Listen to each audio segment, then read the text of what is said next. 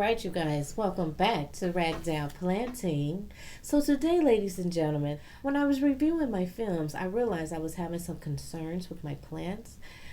So I thought I would go ahead and look at the HousePlants of Encyclopedia. Just to see if I could get a few tips.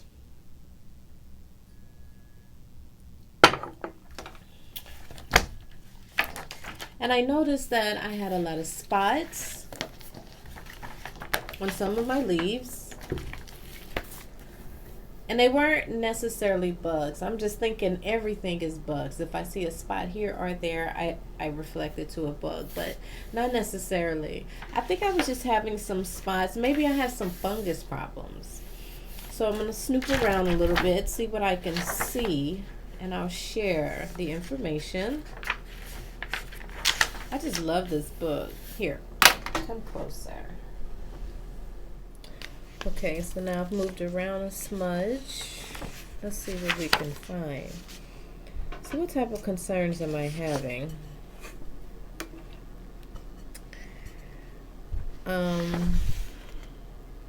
Things that kind of look like fungus and spots on my leaves.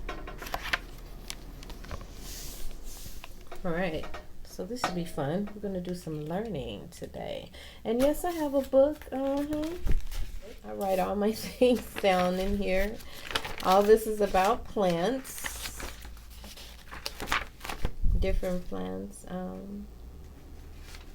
Places I've mailed to or bought from. And just notes. This came from a plant. These have been in my yard. My yard. I love flowers, so.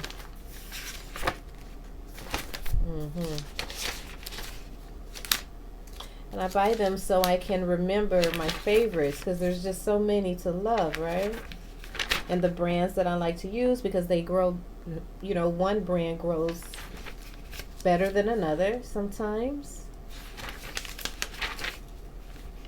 Oh yeah, I love those. They're so pretty. Ooh, those are pretty. So, ooh, look at that. Those are my hybrid tea roses. They're in my yard. Yes, in the white. Ooh, and they smell so good. I love making arrangements with them and bringing them into the house. So that's always cool. All right, let's see what we can find today. So what type of concerns am I having? Spots and whatnot.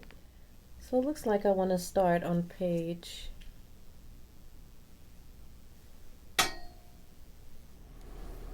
'Okay, better. Because I had a glare. Let's start on 36.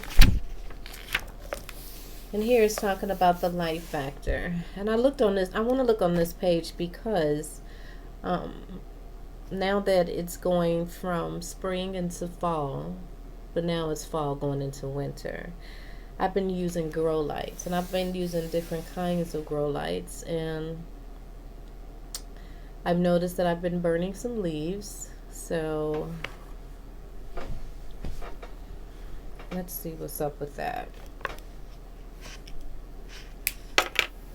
It says, plants immediately next to a window receive the full measure of light.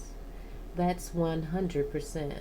But even 3 feet from the window, the light intensity is only 50 through 80%, depending on the window size. I put my plants on my window ledge, and I put a lot of my plants along my window. At a distance of 6 to 7 feet, the light intensely falls to about 25%. At 10 feet to about 10%. Expressed mathematically, this means that the amount of light diminishes as a square of the distance from its source. Light intensity is measured in lux. Lux is what they're saying, lux. Light requirements, let's see what that says. It is impossible to indicate the light requirements for every plant at all times of the year. The symbols in the plant portraits can serve as a guide: sunny light, part shade, and shade. Okay. Leaves of plants also serve as a clue. Plants with white or yellow variegated leaves and reddish or very dark leaves usually need more light, not direct sun, than do species with green foliage. Because their leaves contain less chlorophyll, if a plant with variegated leaves is placed in a dark location, it eventually turns green. That is, the leaves will produce more chlorophyll. Usually indicates that the plants prefer a partially shaded location. Plants that grow in hot, sunny areas and receive much light have, over time, evolved protection against both light and evaporation. Such plants include cactus that have no leaves at all, succulents with thick, fleshy leaves, and plants with leathery leaves, very small leaves, gray leaves, or very hairy leaves. All right. Because their leaves contain less chlorophyll. I hope I'm saying that right. Chlorophyll? The smaller quantities of chlorophyll must do the same job, as the larger amount in total green leaves do this. To do this, more energy is needed. If a plant with variegated leaves is placed in a dark location, it would eventually turn green. That is, the leaves will produce more chlorophyll, a self-defense mechanism, because the greater amount of chlorophyll will enable it to do the necessary work with a smaller amount of light. Soft leaves usually indicate that the plants prefer a partially shaded location. Plants that grow in hot, sunny areas and receive much light have, over time, evolved protection against both light and evaporation. Long and short day plants. In many species, the duration of daylight in their native habitat at particular times of the year has a great influence on their flowering. It is customary to distinguish between long day and short day plants. The long day plants only develop flowers if they receive more than 12 hours of daylight for a period of several weeks. Short day plants can only tolerate 12 or fewer hours of daylight in their bud forming time. The bud formation of the so-called day neutral plant is not influenced by the duration of light. In the greenhouse or at home, it is possible to fix the duration of light yourself with the help of special lamps that are commercially available. These lamps create good lighting conditions in unpromising places, or can brighten dark days. Light incident and direction of growth. Plants have a very intimate relationship with lights. Thus, several species are accustomed to a particular incident of light. If their light requirements are not met, the plant shed buds and blooms. For plants that need a certain incident of light to flower, one can put a light marker on the pot to ensure that they always face the same way in the period of bud formation. In contrast, other plants must be turned periodically lest they grow lopsided by seeking the light. Changes of lighting, well, this is a good one.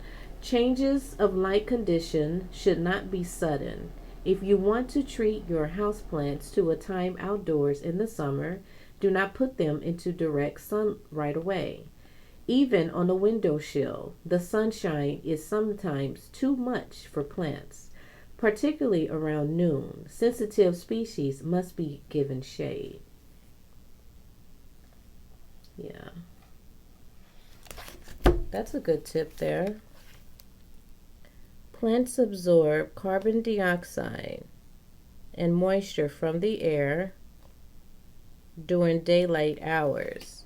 They transform the carbon dioxide and minerals into organic materials with the help of chlorophyll. However, this chemical factory must be driven by energy, and the plant draws its energy from the light. And it says refer to the picture. On my last video, I came across this page. Well, I remember reading this page before. Okay, let's read this one. Respiration. Carbon dioxide is constantly produced in large quantities. Humans and animals are constantly breathing it out, and every fire releases this gas. The fixation of carbon dioxide taken from the air produces oxygen in the leaves as a byproduct. At night, when a photosynthesis factory is not working because light is absent, the plant now produces carbon dioxide and consumes oxygen. Respiration. Undoubtedly, plants enrich the room air with oxygen throughout the day while lowering its carbon dioxide content. Yet, photosynthesis is not nearly as strong indoor as it is outside. Yeah, we know.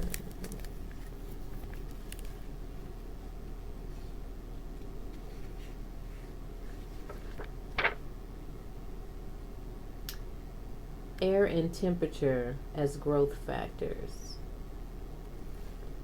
Air quality. Plants need air to live, just as do all other living beings. Because leaves work continuously as large filters, one might assume the plants are indifferent to air quality, but this is false. Most growing things intensely dislike sticky, stuffy air. It has been determined that certain green plants, such as spider plants, takes in and transmute the poisonous fumes of formaldehyde. I'm sorry about my words. Okay. Formaldehyde is among other things. Let's jump down here to humidity. Humidity. Relative humidity, closely linked with air, can be measured with a hydrometer. Depending on their origin, plants need very different amount of humidity. A relative humidity that is comfortable for humans, animals, and plants lie between 60 and 70%. From spring to fall, these values are easily reached in the temperature zone. For when rooms are underheated, less water is needed to achieve the required humidity than when they are very warm.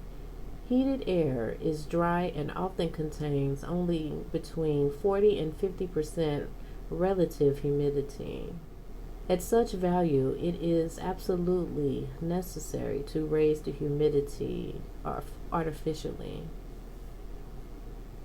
Humidifiers are available in a variety of forms, from electric models and room fountains to simple containers placed near radiators. Oh, this book is old, honey. It said radiators. Wow, this is an old book.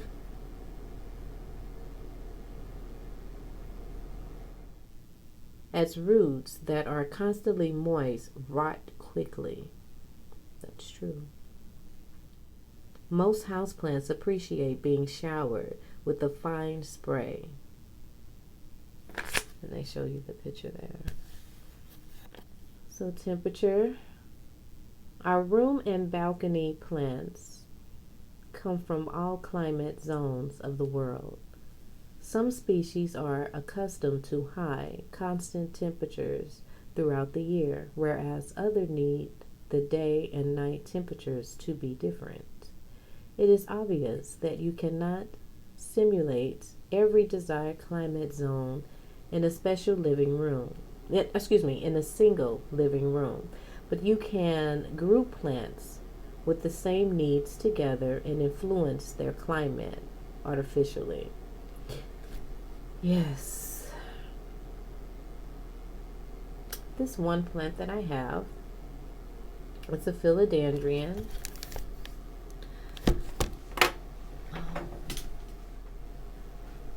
This one here, and I just did a video on it.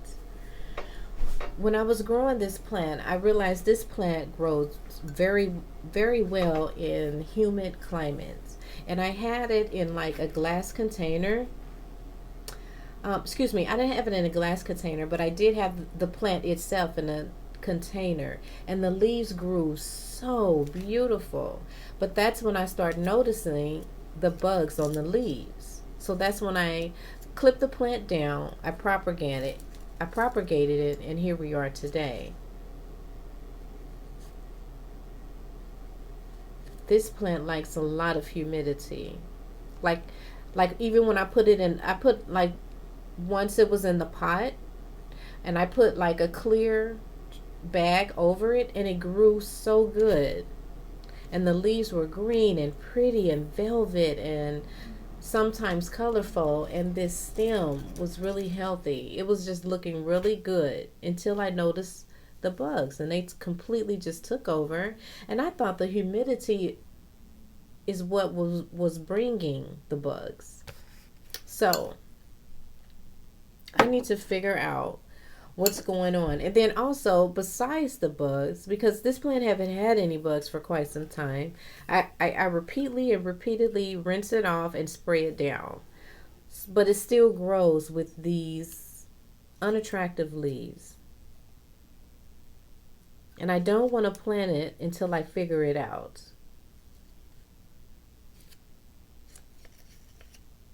See, this is a new leaf. It's opening and it's damaged. Why? So I want to figure that out. And this one here, it's a brand new leaf and it's damaged. That's not a bug doing that. What is that? Fungus, perhaps?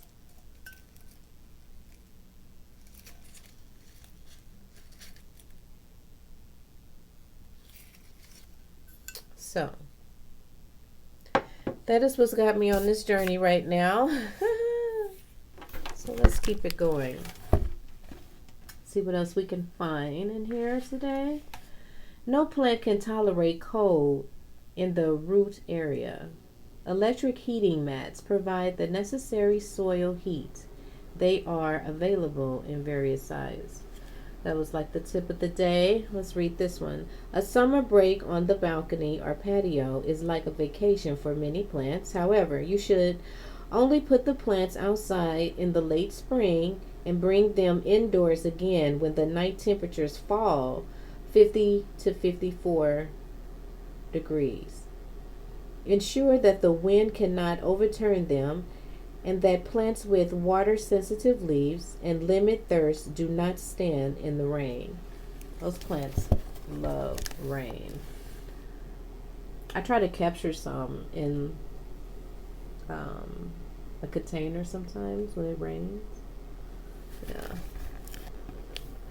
Successful care and propagation. All right, let's read this here. Plants under a hood. Some plants can survive a long weekday. Some plants can survive a long weekend very well under transparent plastic bags. The bag must be put on so that they nowhere touch the plants. Thin rods can be used to maintain the distance.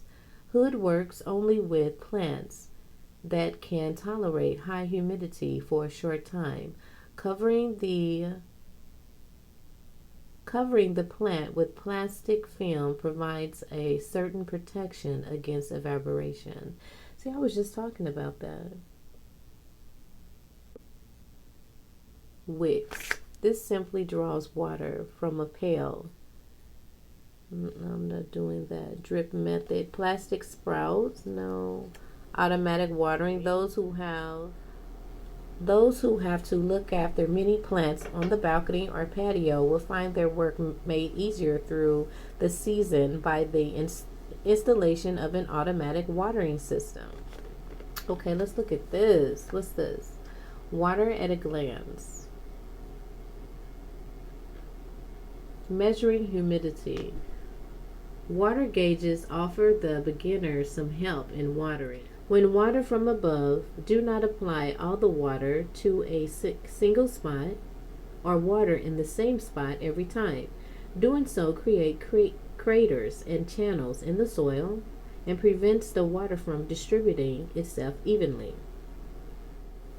Watering cactus. So that the body of the plant won't get wet, cactus are watered with a can that has a long spout. Cactus should be watered infrequently but thoroughly. In between, allow the soil to dry out. Yes, I let my succulents plant dry completely out before I water them again because I've lost so many. And they stay on the window ledge where they get a lot of sun and a lot of light. They can handle the sun, my succulent plants that I speak of. Immersion in water. Parched plants may be left in a container of water until no more air bubbles rise to the surface. The soil may need to be weighed down to prevent it from floating away. Plants under hoods. Oh, see, that's what we were just talking about, plants under hoods. Yeah, that plant, the plant that I was speaking of, it really likes that. It loves that humidity. Loves it. And these are the wicks. A thick, damp wick is drawn through the drain hole to the top of the plant, wrapped around the plant, and covered with soil. The other end hangs into a container of water, and it soaks up the water, and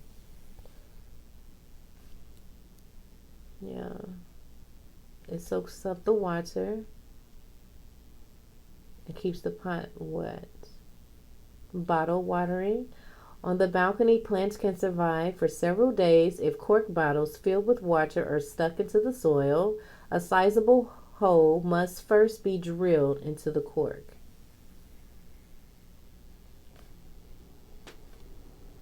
Newspapers. If you need to leave your plants for 3 or 4 days, set them in a cool area in a plastic tub on top of a thick layer of damp newspaper. The water in the paper will evaporate and provide high humidity for the plants. As a result, they will lose less water. Water plants thoroughly beforehand. Caterpillar. Anyway, a special tip: a vacation watering system, even the most perfect, can let you down. It is important, therefore, to test your arrangements over a long weekend before beginning your vacation. Recipe for mixing on media. Special mixtures. Successful care for propagation. Okay, I'm going to get out of propagation. It's not really anything I want to do. What else they got for propagation? Ooh, listen to this one. Training plants around a curved support. And they have the picture. A, B, C, D. Ooh, most common mistakes. Let's read that. Most plants, not from neglect, but from too much attention, they are drowned, overfed, or given too much sun. Watering errors. Too much, too cold, or too hard. I remember reading this one before. Yes, I remember reading that one before. Too much, too cold, too hard water has killed many plants. If the drainage hole is plugged up, dangerous excess moisture will build up in the pot. The precondition for root rot. Not all plants can stand having drops of water on their leaves. Moreover, wet leaves are prone to fungal attack. Correct containers, right potting.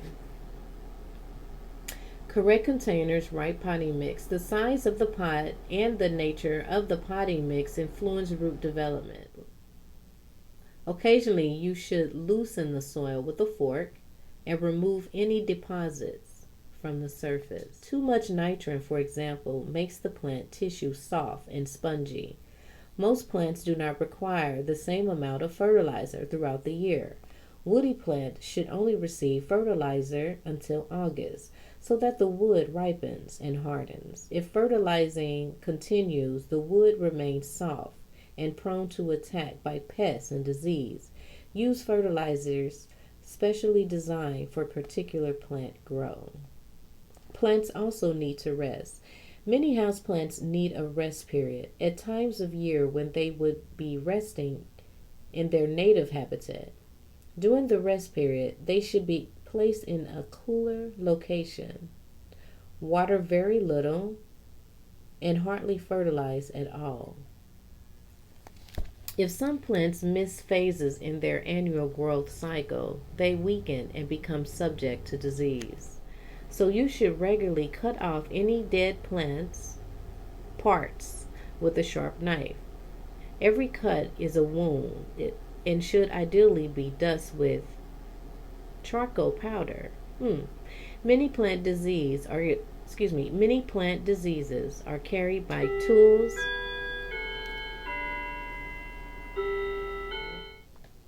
Many plants diseases are carried by tools and hands that have come into contact with sick plants.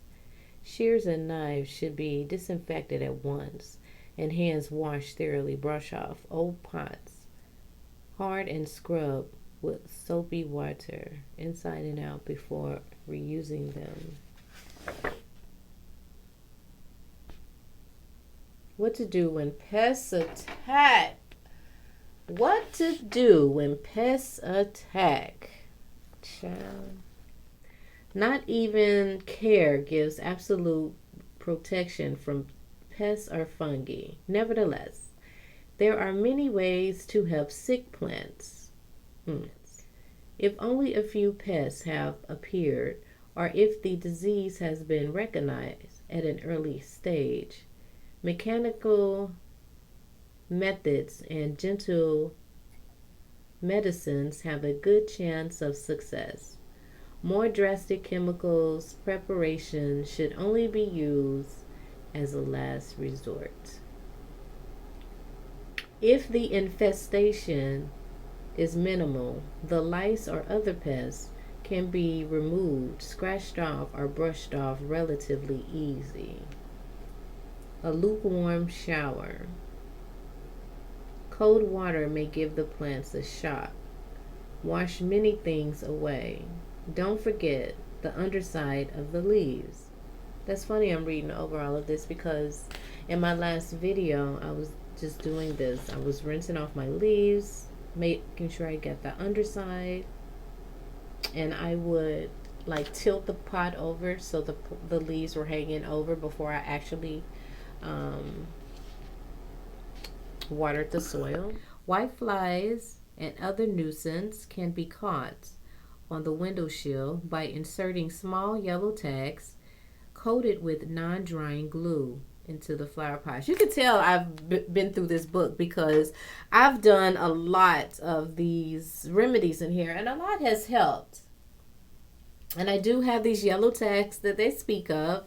I have a few in a few pots and they do collect them very well, especially in the summertime.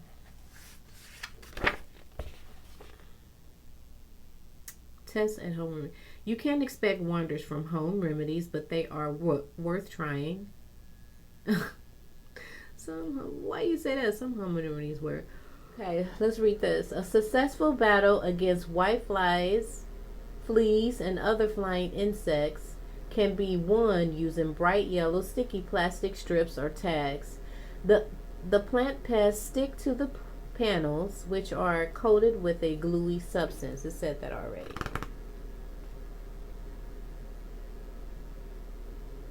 And they go through the different types of things that help with when pests attack.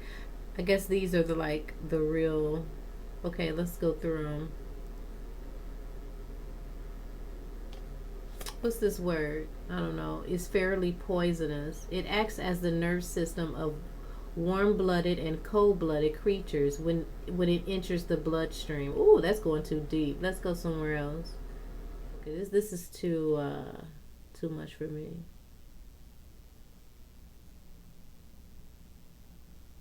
Protecting through strengthening. Flowering exons. Sorry. Always follow the manufacturer's directions exactly and never use preparations designed for the outdoor in a closed space. You know about that much. Oh, most common pests. These red ones, I just saw these on my pink princess. And I get all these like webby type stuff too. Spider mites. The house and balcony gardening has most contact with the ordinary spider mites or with the greenhouse spider mites.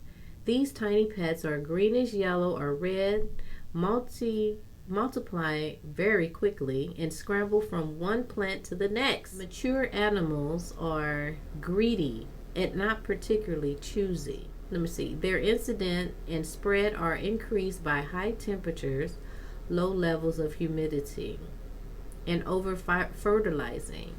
Spider mites sit on the underside of leaves next to the leaf vein, pierce the leaves, and suck out their sap. Of course they do.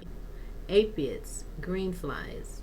This family is enormous, but houseplant gardeners mostly has to deal with the green peach aphids, which hardly spares a single pot plant. The animals multiply with amazing speed. Their development is enhanced by dry rooms. They prefer weak plants with soft cell tissues. They can penetrate more easily with their piercing organs. They also like the tender tip of shoots. The pests cause triple damage. They pierce the veins of the leaves and suck out the sap. In process, they manage to inject and poison into the plant. Finally, they leave behind with their feces a sticky, sweet liquid, honeydew, on which soothing mold, among other things, make itself at home. Scale insects. Of this large group of insects, the one that bother houseplants most are the armored scale lice. The remainder tend to prefer outdoor plants.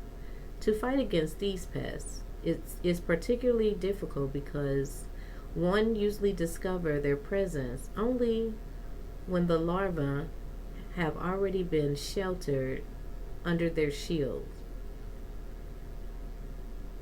The young larvae are hard to detect with the naked eye. In a dry, warm environment, typical in winter when the central heating is on, scale insects feel particularly happy and multiply rapidly. They, like other pests, prefer weak hosts. Busy little suckers, aren't they? Ooh, I gotta rest my arm. Mealybugs. These minute pests, which also belong to the scale insect family, are pink to light brown. Constantly in motion, they develop no firm scales. Their feces form whitish, woody flakes under which the animal often hides. They like to sit in large colonies on the root crown, the underside of leaves. They cause the same sort of damage that scale insects do, and like them are happiest in dry, warm environments. Whiteflies. This insect also belongs to the scale insect family. It mostly appears in greenhouse as it requires a temperature of 60 to 77 degrees and 80% humidity. The whiteflies usually appear on the underside of leaves.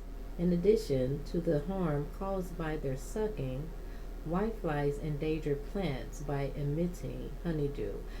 A lot of them, a lot of them produce those honeydews, thrips. Yeah.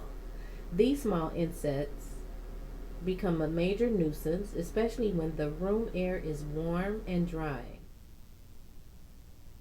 Long, slender, dark winged creatures whiz about in large numbers. Thripe flies from one plant to the next and also gets swept in by the wind. The mature insects lay their eggs in the tissue on the underside of a plant's leaves. Thereafter, a few days, the larvae are hatched. Wow, their eggs hatch after a few days. So the list just goes on and on and on about the type. Oh, this is good here. The disease. I think I have some disease on my plants. So let's read about that. Many problems are caused by fungus or by mistakes in caring for plants. Yellow leaves often signal poor nourishment. Burnt tips are an indication of dry air. See, I just said this plant did very well in humidity.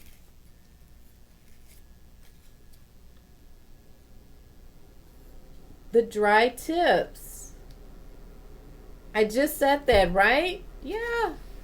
I said I didn't think this was bugs. I thought this, is from humidity. That explains why. Okay, anyway, yes. So I need to put this I'm gonna put this in the greenhouse, my greenhouse. It's very humid in there, and I can put a shield over it. But I fear when I do that, that's what makes the bugs comfortable. Gosh, I'm really stuttering today. That's what caused the bugs to really come, is that moisture. So I'm nervous about putting them back in moisture. But that explains that. See? But poor care is not necessarily carelessness. Poor care does, however, result in physical damage. Other causes of problems are pests, or fungal, bacteria, or viral infection. It is not always evident what has made a plant sick, for many symptoms can have multiple causes. Yellow leaves. Let's read about that. Yellow leaves often signal that the plant lacks iron or magnesium. This can occur when the plant water contains too much calcium. Dried up leaf spots are often caused by sun scorch when the plant is exposed, unshielded to the full midday sun. Corky growth on the stem or leaves often develop because a plant is watered too often and excessive humidity is combined with efficient light. Failure to thrive may have a number of causes, among them root damage, pot too small, too much moisture, sharply fluctuated temperature and humidity, inadequate light, and over fertilizing. That's a good tip. Tip burn is usually a sign that the air has been dry for too long. Fungal disease. Fungal are another kingdom of organisms separated from plants and animals. Fungi multiply by way of spores that are broadly distributed by wind, water, and living things. Some are useful and harmless. Others cause diseases in humans, animals, and plants. Soil fungi can occur anywhere, even in potting soil. Root rot is caused primarily by fungus. Favorable conditions for the growth of these harmful fungi are excessive humidity, too cold a location, and watering with excessive cold water. Powdery mildew is a term that covers several fungi, all of which call by some symptoms and damage, but each of which specialize in infecting different. Transmission from one gene to another is not possible. The spores are brought in by wind, rest on leaves and stems, and find their nourishment in the tissue of the plant. Poor location, excess fertilizing, placing the plant too close to each other, poor air circulation, and warm, humid weather hasten the spread of fungi. Bacterial leaf spots disease. See picture. This is the picture. The spots. Bacteria. Bacterial leaf spots disease first appear as individual small round spots that look like fat spots, but these soon grow and eventually blend into one another. So how do we get rid of them? So they're just telling us about them, giving you pictures of what they look like. I'll read a couple. Cold damage.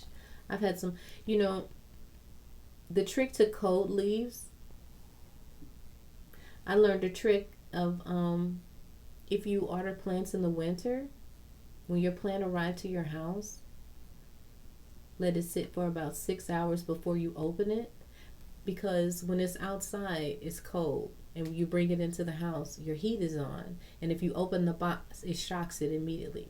So I recommend, if you buy a plant in the winter, especially if it's young, 3, 4, 5-inch pots, bring it into the home, let it sit for about 6 hours, let it get room temperature, and then open the plant. That's how you can avoid the shock and the cold damage of a plant.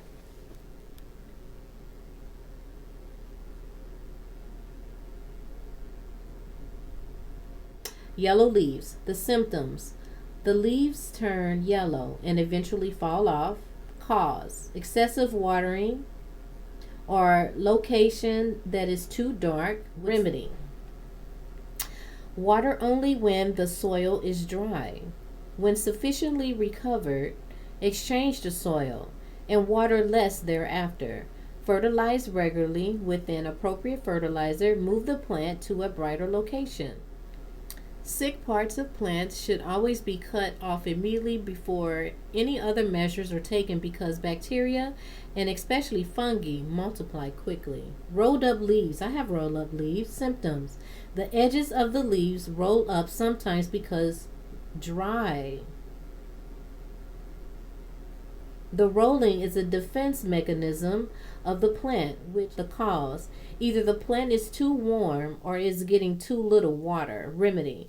Water the plant thoroughly, possibly even soak it in water for a short time, and choose a cooler location. Powdery mildew. I know everyone wants to hear about that.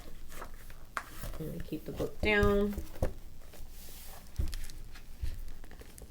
Powdery mildew.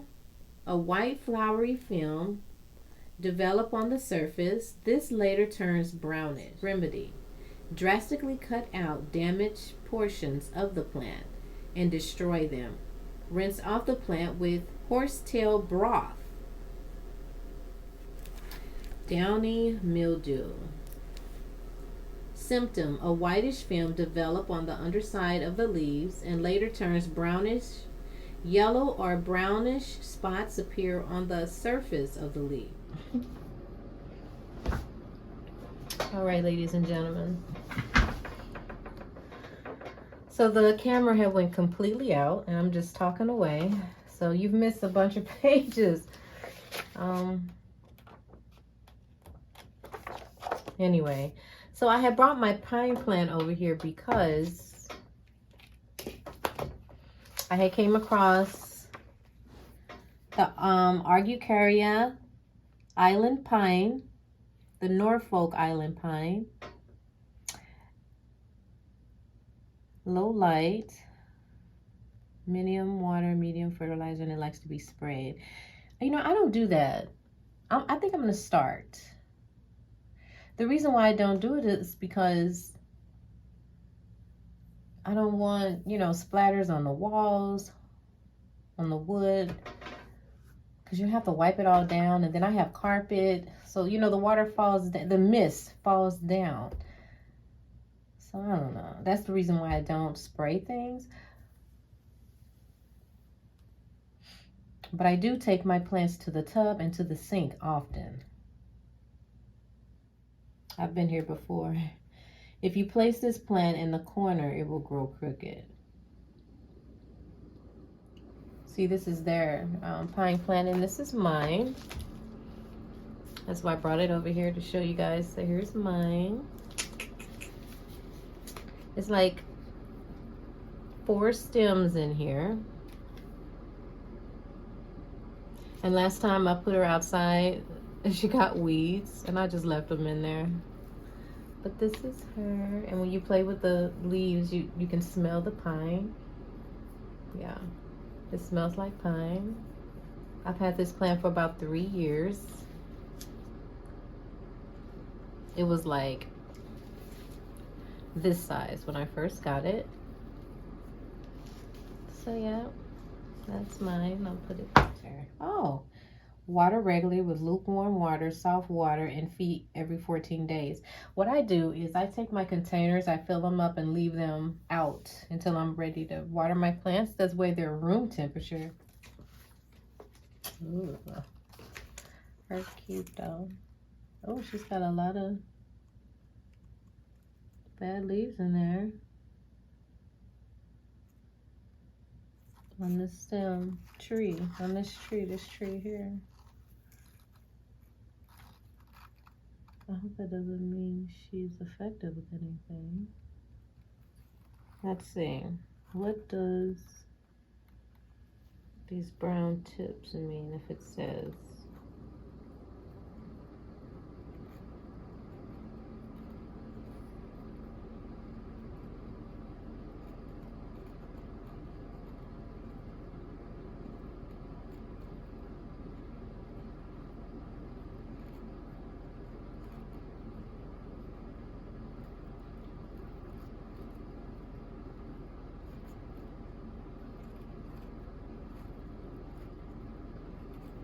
It doesn't say anything about brown leaves. Let's continue. I wasn't planning on going through this whole book, but since we're here, they have really like exotic plants in here, not so much house plants. These are like plants that I wouldn't even think of bringing into the home. Plants that I've never heard of, I've never seen. I know begonias though. They're low light, they say, tolerant. Shaded areas rather.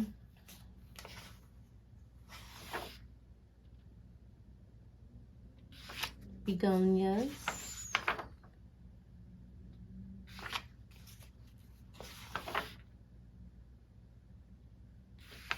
That's pretty right there, isn't it? That'd be nice in the backyard. Around the sitting area. The most beautiful plants from A to Z. Ah, I like these. I've had these in the yard before. Here are some house plants, Cathalias. I don't have any. I don't have any. Oh, yes, I do. I have one Cathalia. It was a mother's plant. Water amply in summer and feed bi-weekly. Provide high atmosphere humidity. In winter, reduce water. Transplant every 2 to 3 years into light soil, high in peat. Pests is scale insects, spider mites when air is too dry. Location. All year, light or partially shade and warm. Daylight over 68 degrees. At night, not under 65. Keep it cooler in the winter. It says shaded area to partial shade, lots of fertilizer, lots of water, medium fertilizer, and they like to be mist.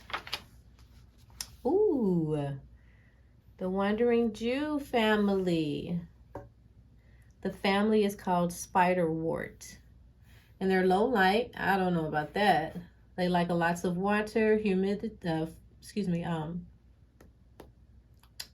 fertilizer, and they like to be moist. So these plants likes lots of moisture. Around the location, light to partial shade.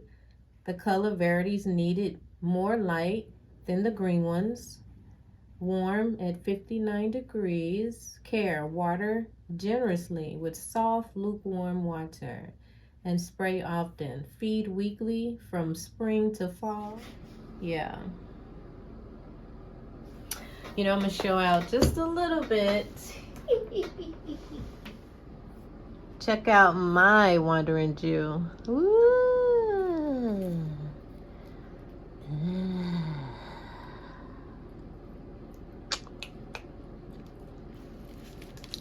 This is my bubblegum Wandering Jew.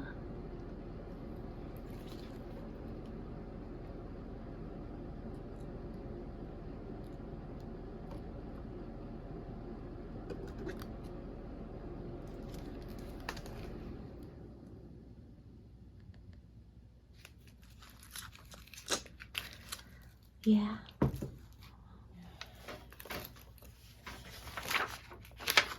Moving along.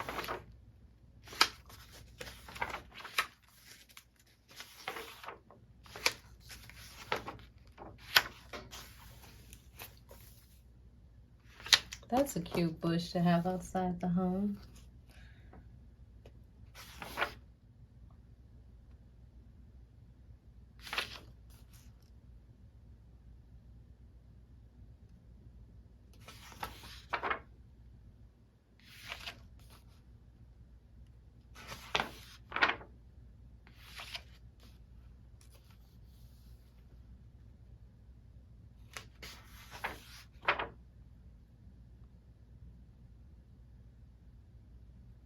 Coffee plant. I had a coffee plant once. Once as a no more. There's so many philodendron plants out there. Look at this one. Her cute. What's this one? A fern. Oh, look at the fern. Fern plants are really fussy, aren't they? Here's another fern. Ferns are super fussy. Location, year-round light or partial shade, no sun, warm and humid. Keep evenly moist with soft, lukewarm water. Spray often. Requires high humidity. Ooh, Dieffenbach. Yeah. Central and South America. It blooms too. Mostly all these plants bloom, but not in captivity. Dieffenbach is one of the best known ornamental plants of the 30 species that grow in South America. Location, light or partial shade all year, no sun, warm and humid. Care, water regularly with soft, lukewarm water and feed every 2 weeks. Repot in the spring as needed in standard soil mix or in flowering mix. Pruning back a completely bare stem plant will cause it to rejuvenate.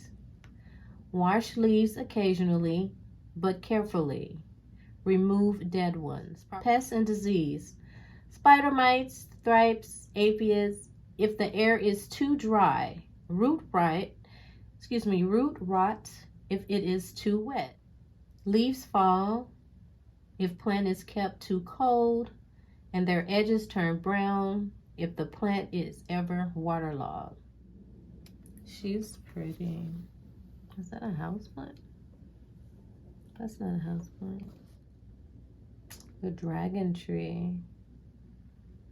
I know a few folks that have a dragon tree.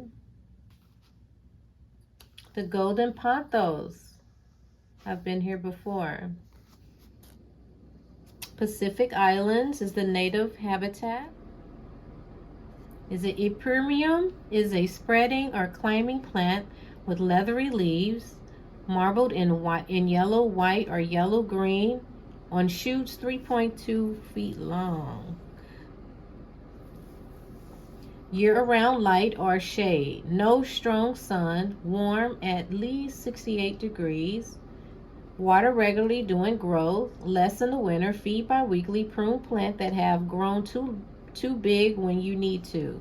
Root rot if soil is too cold in the winter. Leaf fade if they receive too much light. The golden pothos. Shade to half shade. Regular water and regular fertilization. Look at the fiddle leaf. The ficus, I mean. Look at the ficus. I know a lot of people love ficus plants. Ficus does not remain small for long. In time, it will be as large as this magnificent example of the fiddle leaf ficus on the left. Ooh, look. The velvet purple vine. Tropical African Asia. Flowering time, autumn to early winter, but they stink. This plant's flowers stink. The flowers are small and yellow-orange. They grow in loose spikes. The orange flowers sit at the end of the shoots. Location year-round, very light, but not sunny. At room temperature or warmer in summer. Needs humid air. Care is water regularly and feed lightly once a week. Do not spray the leaves. Force the plant to branch by regularly pruning. Since only young plants have the lovely purple coloring, the mother plant is replaced every 2 years with its own offspring. Very decorative and hanging basket.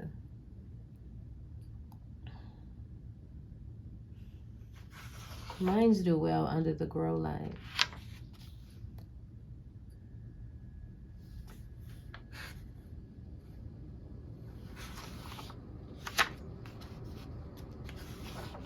Ooh, I think this is the mother of thousands. Mother of thousands.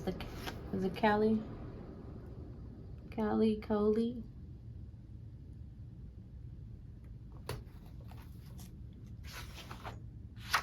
She has thousands of babies all around her leaves. And fall and propagate and grow. Ooh. Here's the prayer plant. Pretty common plant. Ooh, the monstera. Partial shade.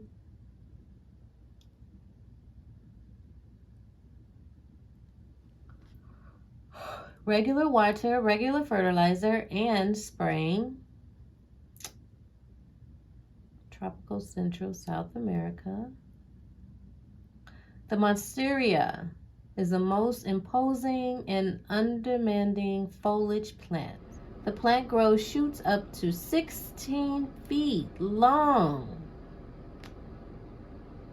and numerous arrowroots. You seldom see variegated, which is more sensitive, grow more slowly, and has white variegated leaves. It's covered with violet berries. What? This tree grows violet berries? I mean, this plant.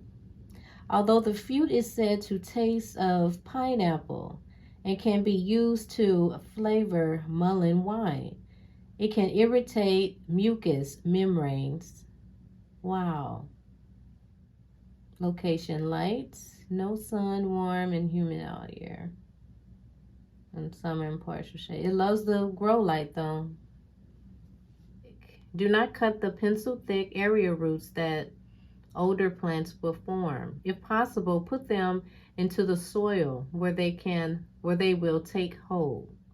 Brown leaves and tears indicate too much water. Oh, okay, so that's what that means when they cry. Too much water. Okay. Okay, I heard that. Oh, that was good to remind myself and know.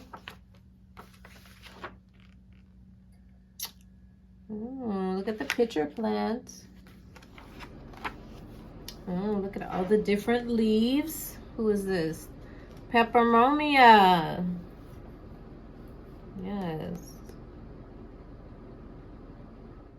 Avocado. Philodendron. Is that?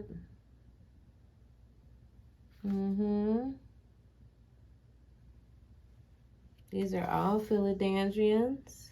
The red emerald. I have a lot of the red emerald. I call it the red stem. I'm gonna start calling it the red emerald. I have the Florida.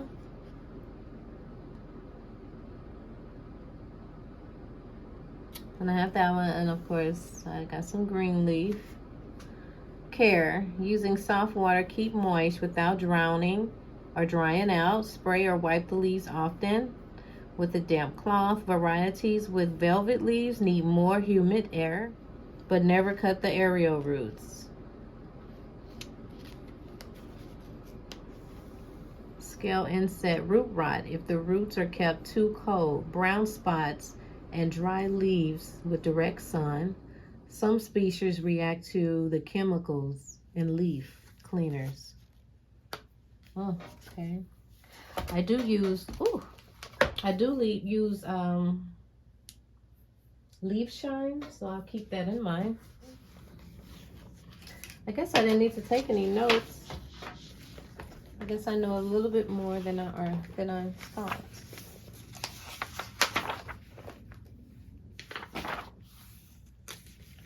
Look at that one. It looks dead. It's a fern. Painted ivy is a climbing plant with dark green heart-shaped leaves marked with white spots. The foliage of the variety is very dark green, sprinkled and edged in silver. Location: light to partial shade, all year, humid and warm. Soil and air never under 61. Keep plants moist with soft, lukewarm water. Spray frequently. Feed every 2 weeks. Reduce once a month in winter. And it says brown leaf spots if too wet and too cool. An arrowhead. I have a couple arrowheads. So this book it's cool to stick your nose in this book every once in a while. Especially when my plants are acting up and I'm like, well, what's going on? It just reminds me of what I need to do.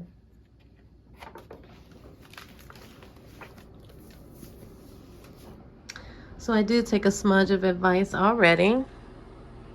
I placed my plant in 2 bags so they can form their own humidity, because they love humidity, this plant. And the leaves grow really strong and big. So once I plant it, I will be putting it into the greenhouse. Hopefully it should do well then. Well, thank you so much for watching Ragdoll Planting. Over and out.